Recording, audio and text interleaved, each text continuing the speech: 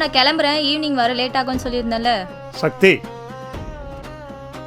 என்னாச்சுப்பா? எவ்வளோ நாளா நடக்குது? புரியல. ஒரு வருஷமா 2 வருஷமா? புரியலப்பா. சக்தி, கேட்டுக்கிட்டே இருக்கேன், சொல்ல போறியா இல்லையா?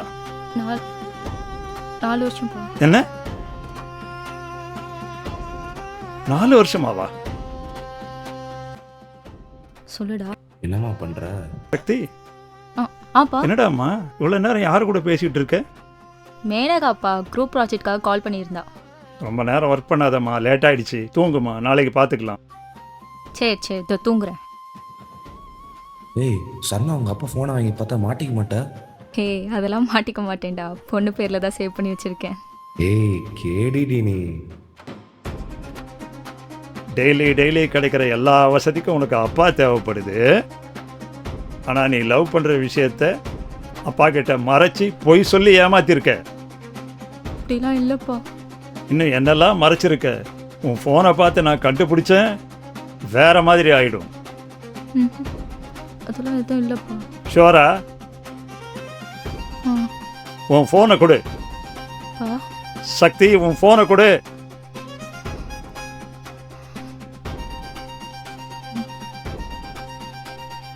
ஃபோனை ஆப்பை லாக் பண்ணியிருக்க. இல்லைப்பா. ஓப்பன் பண்ணி கொடு.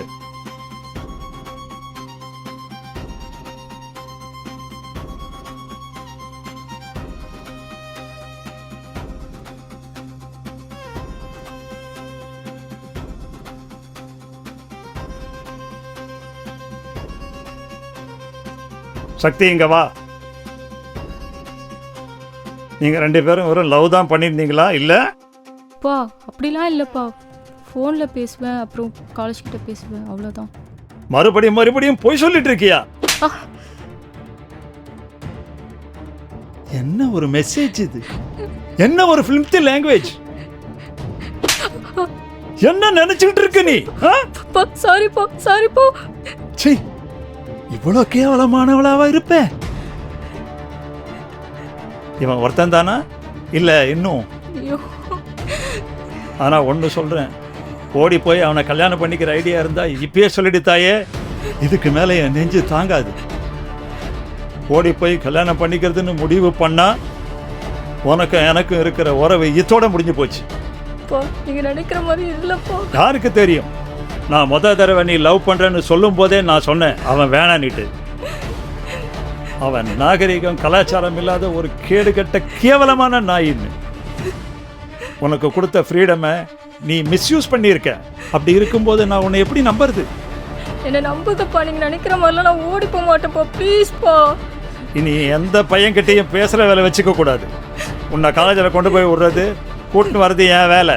காலேஜுக்குள்ளே இருக்கும்போது உன்னோட லொக்கேஷன் ஷேரில் இருக்கணும். யாருக்கு தெரியும், உன்னை காலேஜில் கொண்டு போய் விட்ட பிறகு உன் பாய் ஃப்ரெண்டோட எங்கே சுற்றுவியோ, உன் ஃப்ரெண்டு ஃபோன்லேருந்து கால் பண்ணி பேசுகிற வேலை தெரிய வந்தது, தொலைச்சிருவோம் உன்னைய. சரிப்பா, நீங்க சொல்றதெல்லாம் நான் செய்யறேன்ப்பா. எனக்கு லாஸ்ட் ஒரே ஒரு சான்ஸ் தாங்கப்பா. ப்ளீஸ்ப்பா, உங்க காலை விடு, சொடாத என்ன. ஐயோ,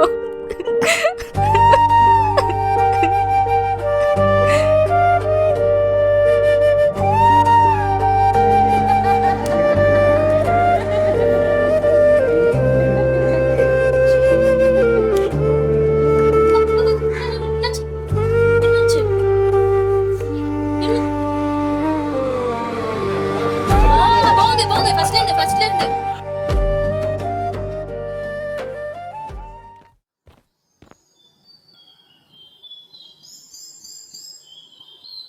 என்ன பாய் ஃப்ரெண்டோட சுத்திட்டு வரியா? ஐயோ நான் தான் பண்ண மாட்டேன் சொல்றேன்ல, ஏன் பையனை வார்த்தையால கொல்றீங்க? பண்றதால நீ பண்ணிட்டு என்கிட்ட கோவத்தை காட்டுறியா?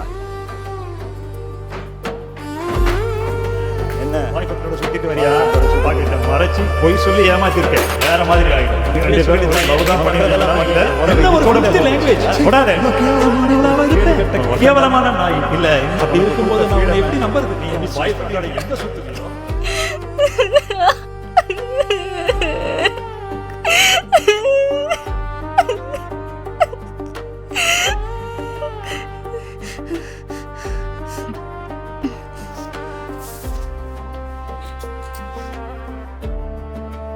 பா ஒத்துக்கிறேன், நான் தப்பு பண்ணியிருக்கேன் தான்.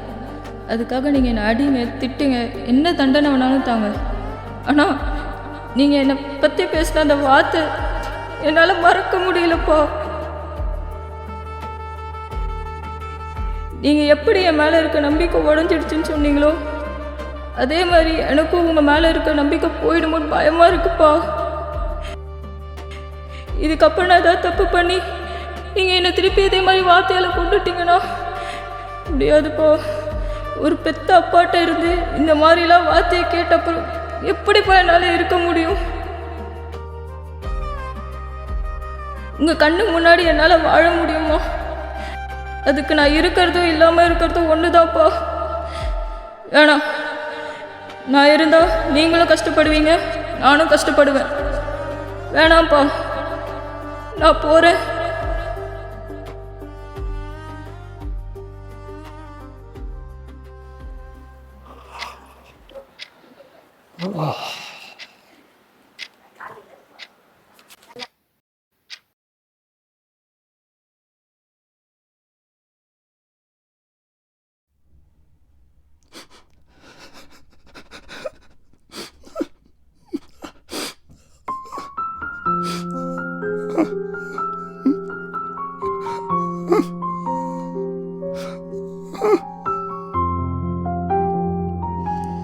சக்தி ஏண்டா சக்தி, சாரிடா. அப்பா ரொம்ப டிசப்பாயிண்ட் ஆயிட்டேன்டா. அப்பா ரொம்ப டிசப்பாயிண்ட் பண்ணிட்டேடா. சாரிடா, உன்னை ரொம்ப ஹர்ட் பண்ணிட்டேன்டா. சாரிடா.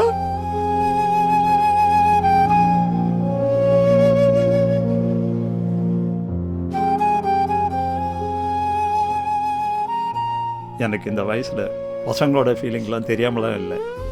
அப்பா உங்ககிட்ட என்ன சொல்லியிருக்கேன்? உன் கல்யாணத்தை கூட உன் விருப்பம் இல்லாமல் எதுவும் செய்ய மாட்டேன்னு சொல்லியிருக்கேன்ல. அப்பாவை தான் நீ உன் ஃபஸ்ட்டு ஃப்ரெண்டுன்னு சொல்லியிருக்கல.